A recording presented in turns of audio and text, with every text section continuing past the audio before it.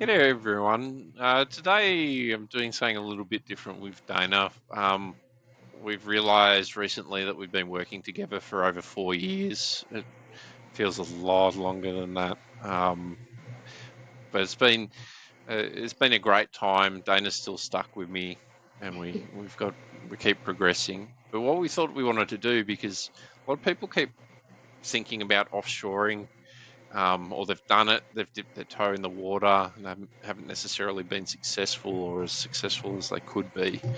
And we thought we'd actually talk about how we actually make all of this work, because obviously I'm based in Australia, Dana's over in the Philippines, and funny fact at the moment is we've never actually met each other in person yet for all these years, because we worked through together with COVID during COVID time, and then when we transitioned to Pax 8 and all that, we haven't actually had the time to do anything. And Dana's building a family, so she can't just come over to Australia easily. So I'm going to ask you a simple question to start, Dana, because people are getting Mhm. sick of hearing me and they want to hear from you. Why have we been able to work so successfully for so long together? Am I Hmm. just that perfect? Is that the... Maybe. And me too. Well, thinking about that question, I also contemplated about that, in the last 4 years. And I think there are several factors that made us work together remotely, even if we haven't like seen each other in person. So I think the first one about that is when before we started to like work together, we are sure that we're sure that we can work together. I hope that doesn't sound redundant, but I think if you can remember during my interview with you, we can see in there, the alignment in our personalities, in our work values, the things that we wanted to prioritize, and what you expect of me, what I can also offer. So I think during that interview, it's already clear for us that we can really work together. The impression that I got after that is that I can work with this guy. So the the role during that time is very is it's quite unique for me, and it takes a lot of flexibility even with the kind of that role. When I started working for you, what led me to still say yes to the job is that there is an obvious alignment that we have. So I think that's one. And we were able to like prove that when we also started to work together. And then I think another is that we started off with building a personal connection. So I still remember those times that we really, take time to know each other, share some hobbies or stories. So it's very genuine. It's not something that's part of the work. So it doesn't feel like you're trying to connect with me because you have to. It's genuine. It's raw. So that also set up the personal connection. And then work wise is that we have constant regular communication, talking about our job, talking about the challenges, how can we improve this, what help do I need, what support do I need. So there's this alignment and communication, genuine communication that's happening over the years. So I think that really helped with us, uh, working in sync in the last 4 years. You've certainly made me work hard, because apparently you can't just hire an employee and just dump them in everything and it magically happens. It's like what you said. We had to build a connection. We had to be a lot more deliberate, because we're not just in the same office, and we were never going to Yeah. be. And that ongoing communication was important, and the way that we had to set out objectives and show you through how to do things. We Mhm. had to be a lot more deliberate about it. But I think too, we were clever about it as well. when you first started working and we were going through all the processes, there was a lot of stuff that you hadn't done before, and we were creative in. It made it easier because we were on virtual calls all the time, so we could just Yeah. record something. Mm-hmm. So you were able to go through it. I could take you through it all. You could learn, ask questions, and it was recorded, and then you could review the video instead for the things because you're never going to see something once and remember it all. Yeah. Mm-hmm. I think I think the thing about that is that we always try to find solutions on things that we're limited about. And while we were talking a while ago, James, uh, I remember trust is also something that we were able to like cultivate as well. So you allow me to do my perform my role, do my task in a way that I think I am capable of. And then when I, let's say, make mistakes, or if there's anything that I'm struggling about, you are also open to hear about that. You don't, you didn't shame me for that if I make a mistake. You supported me in those parts wherein I need help. So I'm not quite sure about this, but I think one of the things that most leaders struggle is that they can't see their employees, and it's hard to trust them if they can see them. But with how we work together over the years, you created that environment for us to have the transparency, not just for you but also for me.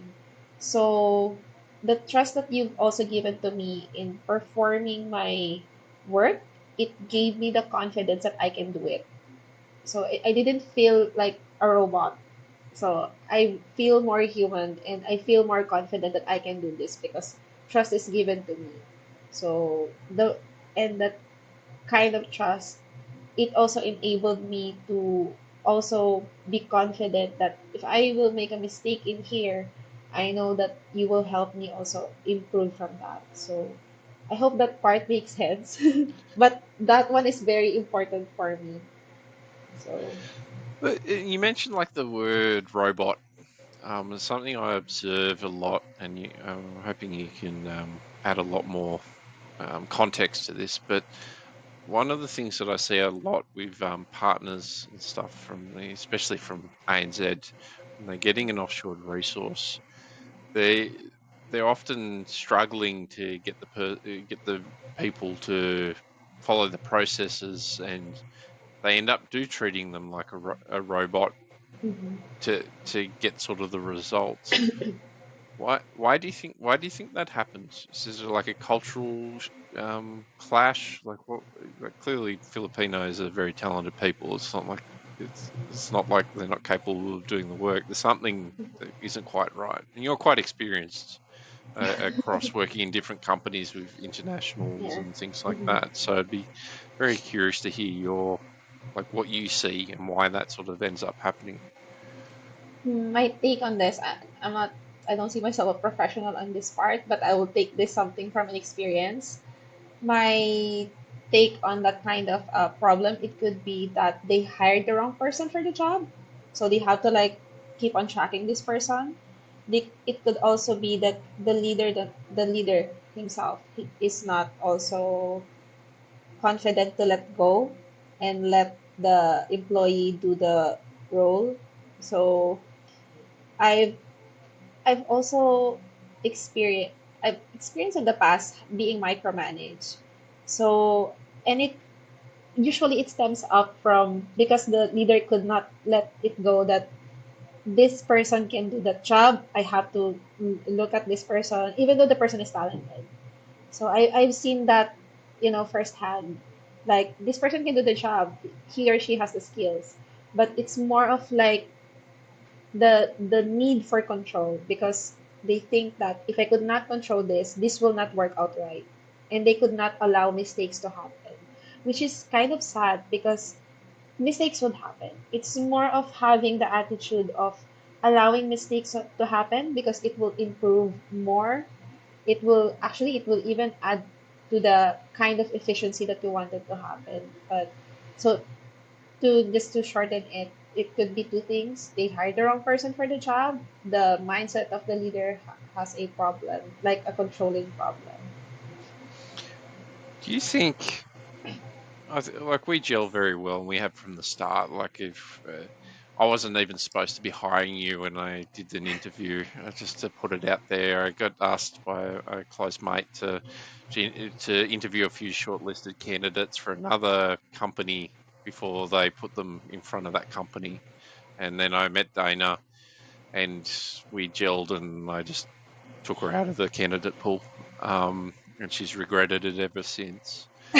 But one of the things that we often find is like there's difference in cultures, right? Like Yeah. while there's a lot of similarities between Australia, New Zealand, and the Philippines, there's just a lot of differences. So what do you see are the differences and what do you see as the similarities between the sort of cultures?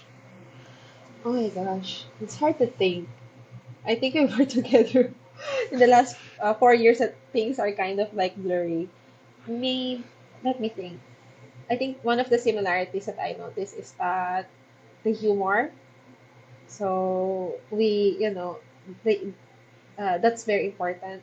Filipinos are like uh, happy and humorous by nature, and the level of humor that you guys have, it also complements with us. Even though I have to like translate some of the jokes for you, you're still able to like laugh at it, not because you pity me, but because it's working. So that's that one humor, and I think um similarity is that the kind of the dedication to the work that we have. So you mentioned it. The Filipinos are very hardworking. I can see that also with you guys. So when I think with that, we are able to like uh, do things together because we are, focused on getting the job done. I'm trying to like think of other things. Different. If there's anything you remember, James, let me know. Uh, things. We both have a love of food as well. Like that's another cultural thing. I think there's a lot more similarities, but I think it's that when we start talking about the differences, one of the things that I can say, and one of the things I was looking at when I was interviewing you, is whether you can say no, because that's something that we find. Most partners will say a lot of the Filipino staff they have won't ever say no to them.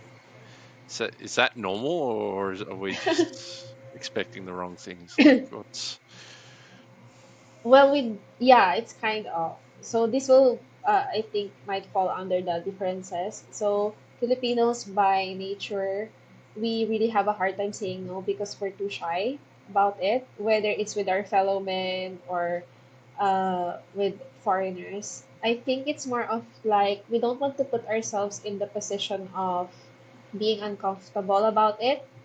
I mean, being uncomfortable with the person by saying no. So we will just take in that discomfort by not voicing out what we wanted to say. But I think with me, I'm not saying I'm not the 1% population of the Filipinos, but it's kind of that way because I know when to ask questions or say no. But in general, it's because we're too shy about it. You have to really press us to um, tell you what do we really feel or think. it's it that you were able to say no in the interview, and that's what helped me. You were able to keep up with the chaos that I am. But one of the things that we probably had to spend time developing on is telling me that I'm wrong. Mm. Because initially you were too, it's the shyness, awkwardness.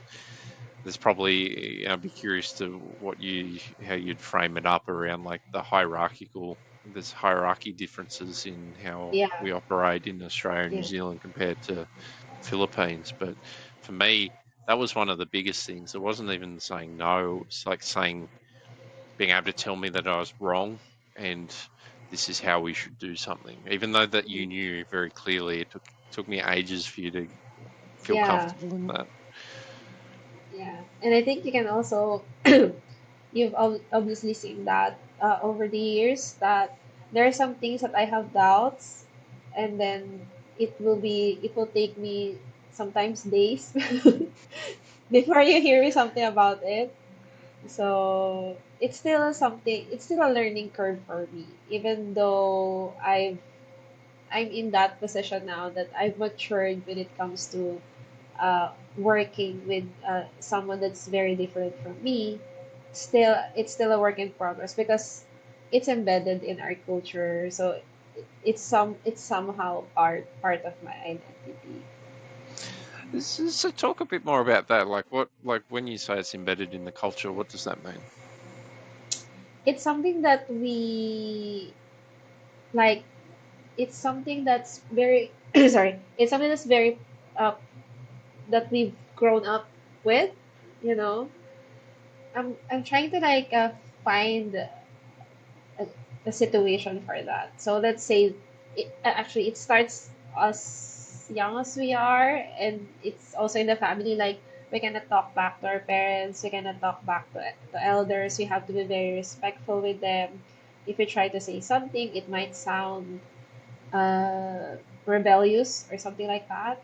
That times are changing, and a lot of Filipino families, including mine, my son can say to me if I'm wrong. But we grew up in that kind of like culture. So I there's a good and bad side about it. We wanted to be respectful, but I think sometimes it's being abused and going to the extreme side of things. And then the negative part about that is that when we bring that in the workplace. So since it's like we're wired for something to be respectful.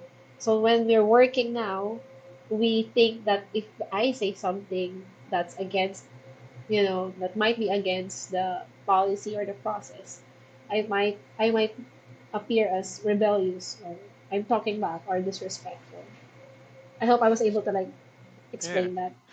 And so what like with that being the culture, what do people in Australia and New Zealand need to do to help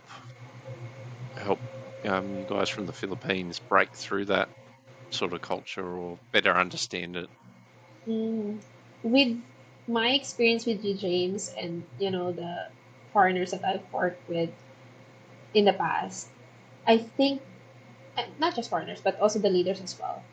What worked with me is that you set the leaders who set an example, and you're included in that. You when you're wrong, you admit that, or uh, if there's anything, I mean, there's transparency and there's an example that's given. So I'm just following that.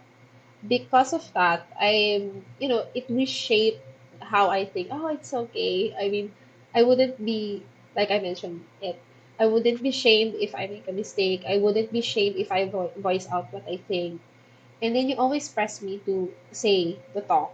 So that one. So first is to set an example for them because the example that we have is this. So we needed an example to follow.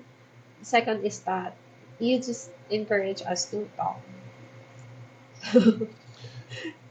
Maybe I've encouraged you to talk to a little bit too much, And and now the response changes as well, I think. Mhm.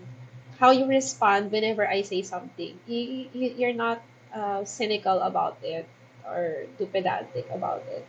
It's a genuine reaction that you have. So I've been elevating.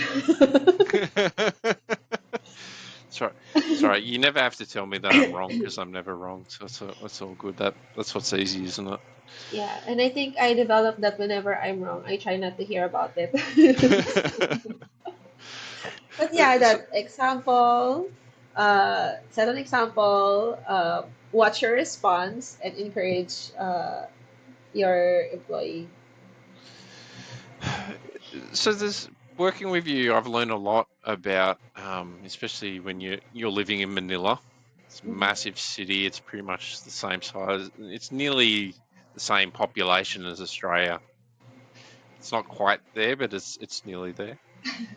So I've learned a lot about like the differences because of that, and I don't think a lot of people in Australia and New Zealand quite understand some of the challenges of living in Manila. There's a lot Mhm. of benefits, obviously, but like share to me just a perspective of what Australians and New Zealanders should know about Manila, and then the challenges it can have. We're very work from home. I work from home. When I hired you, I put you straight in home to work from home as well. But what's it like if you had to go to one of the BPO offices or something to work for me? Talk me through Mhm. all like the challenges that you have from living in Manila. Challenges. I think the Can I start with the positive one? Yeah, yeah, yeah. Since Metro Manila is the urban part of the Philippines, you'll find here skilled people. You'll find here offices, developed offices, uh, and yeah. So that part, uh, challenges. Hmm. I think in general, the challenge here in the Philippines is our weather. So yeah, that's why sometimes we experience like problems with internet connections. But here in Manila, I think over the past 4 years, we didn't really experience that big of a problem. Although, I often tell you that we have a storm here, such and such. So even if we have that kind of weather in the Philippines, being in the Metro Manila is an advantage because of the access to internet is much better here than in the provinces. Another challenge, another is that uh, I'm not quite sure about it, but this is more of like a personal perspective for me, personal take. Manila is since work jobs can be found in here. Most people also decide to stay in Manila, so it's a bit congested. So that's why the traffic situation here is also a bit of a challenge. It's I wanted to like put in more numbers to make this to illustrate this more, but take it for example, I'm traveling in the same city. Sometimes it takes me an hour to go from one place to another. So that's kind of like challenging the traffic situation here. There are still plans from the government to make this to find a solution for this. But given that we really also cannot control the congestion thing that's happening in Manila, so you're solving a moving problem. That's the thing. So I think that uh, we also have something that they call a provincial rate and like a Metro Manila rate. Prices are much higher in here and in some cities of Metro Manila, while in some provinces it's much lower.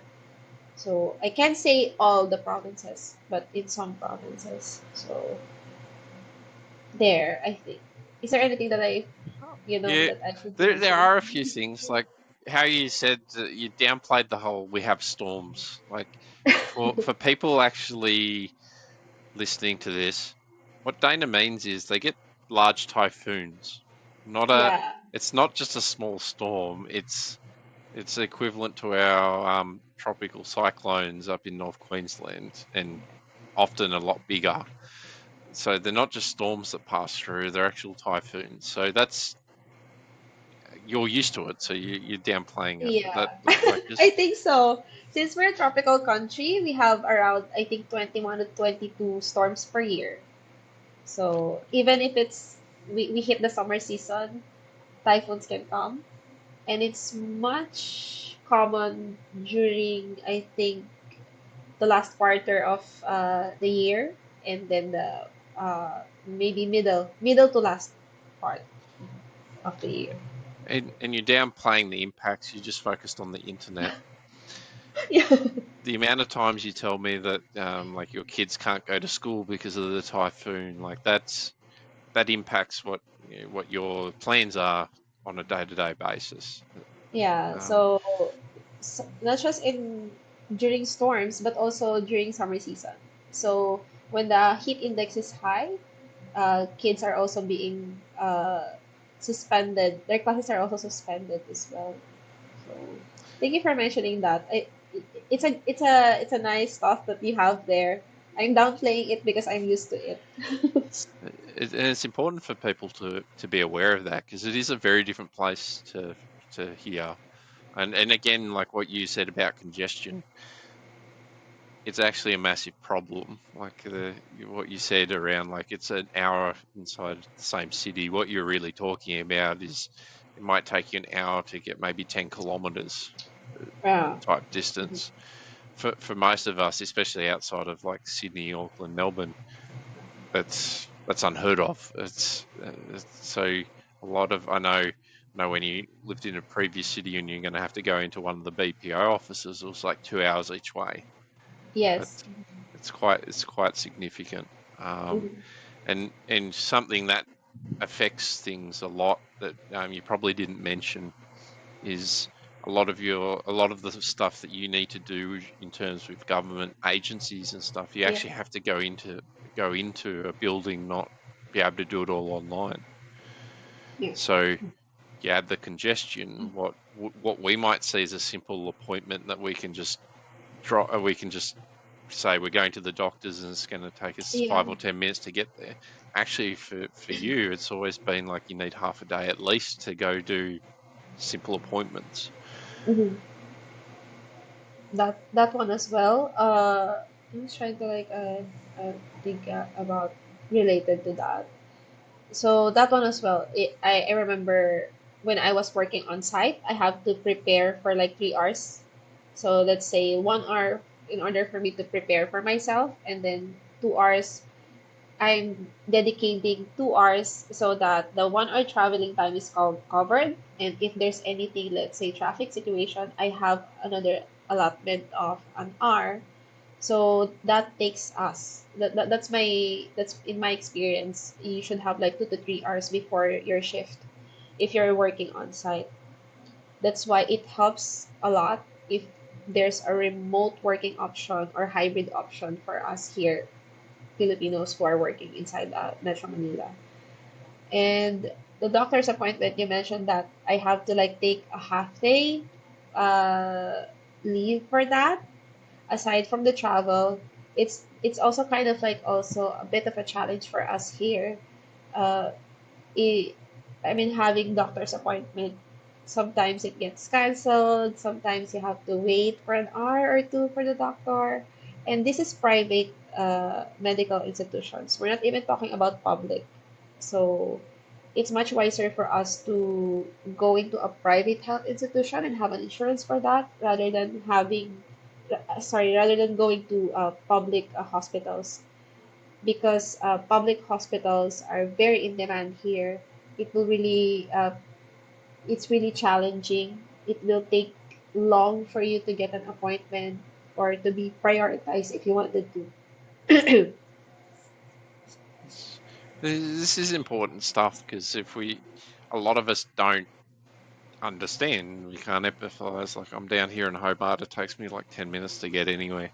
It's if I didn't have such a close relationship, like you default to what you know, so you can very quickly just stop. Just going back to where you started this all from. It's about trust. It can be very easy to start distrusting.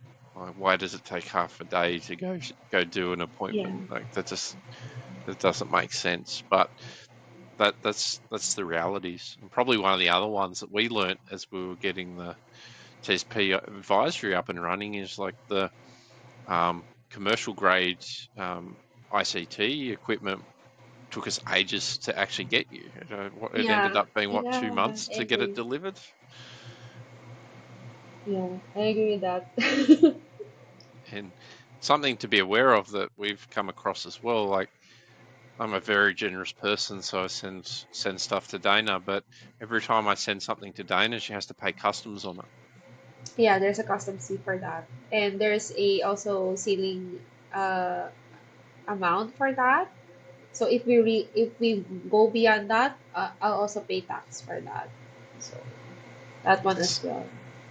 and Mhm. that's not something we're used to in Australia and New Zealand. So it's caught us by surprise a few times, and we've had Yeah, to sort both it of out. us. Mhm. Um, and so like you're stuck working with me for quite a while. We've made it work, and hopefully people can understand, like get some understanding of better ways that they can view offshoring and make it more successful, understanding some of the challenges. But the positive here is like what you said, there's the available talent is pool is huge. Like I was lucky enough to stumble upon you, and you've done awesome stuff. But there's so many different people out there with different skills. Eh, do most of your friends and professional circle, are they predominantly working in Philippines focused organizations, or are or a great many working for like what you're doing, the offshored resourcing? What's sort of the mix? I think most of my friends are also remotely working, for private uh, companies. I think there's only few that I know of that are uh, working directly locally. So most of the businesses here as well are owned by private institution. So, but when you say like remote working, there's lots of Filipinos are who are taking the remote work option, especially the ones who are like me who have a family. So it helps us gain a work-life balance and set our priorities in order. Mhm. And the reason why I bring that up is there's a lot of people with experience doing the remote work for a lot of years, working for overseas companies. It's not a it's a whole career and a whole industry in of itself that's Mm. driving the Filipino economy. And I think probably what I'd wrap up with is what I think all of us, when we think about offshoring, we're always trying to do it ethically. And Mm. the biggest probably lesson that I want to share to everyone is that we too often forget the people element because they're not in front of our face. That's where it goes back to like treating, the mistrust, the treating people like robots. The most important thing is if you're going to offshore, you need to integrate the people from overseas into your team, and you need to make sure everyone's deliberately leveraging the technology we've got to Yeah. actually collaborate and communicate. Building connections is a lot different because all we can do, me and Dana working 4 years together, we've only ever been able to do this on video. So we've both had to put a lot of effort in, but the effort's worth it. So just know that you need to deliberately do more than what you would by default. And Dana, you're the expert in this space. Like, what do you want people to take away from this conversation today? If there's one thing that they like really need to focus on, or you want them to think about, what is it? Oh my gosh. I'm thinking about that. Oh my gosh. Hmm. I'm not sure. There's so many things I wanted to say, but I think for leaders and those who are like aspiring to do a remote work, uh, this is something that I've noticed in this, generation. Professionalism is really a challenge. So I think you still, I mean, my encouragement is that we don't let go of that. The ways on being professional in the workplace. It covers a lot of things. When you're professional, you're also ethical, you also have integrity. So I think, having this kind of privilege in technology, where we're letting go of some like ethical practices, I think that, let's still pursue professionalism in the workplace, both for leaders and employees. Something that we don't force, but it's more of like something that we really bring every time we go to work. Mhm. Well, on that note, I don't know how you ended up working with me because I'm not sure I'm professional. But Well, if we're on the context of like being too formal, not. We're casual here. But when you say professional, it's more of like having integrity and ethical practices in the workplace. That part. I can pretend to do that at least. That's But this has been a great conversation, Dana. Thank you for jumping on, and hopefully this has helped people think about things a little different, and hopefully they've gotten some tips and understanding that they might not have had, and Yeah, hopefully we can keep this going, and you don't get too sick of me anytime soon. I don't think yet. Got that recorded, so thank you everyone, and hopefully this has helped you lift Yeah, lift your understanding and awareness. yeah. Thank you.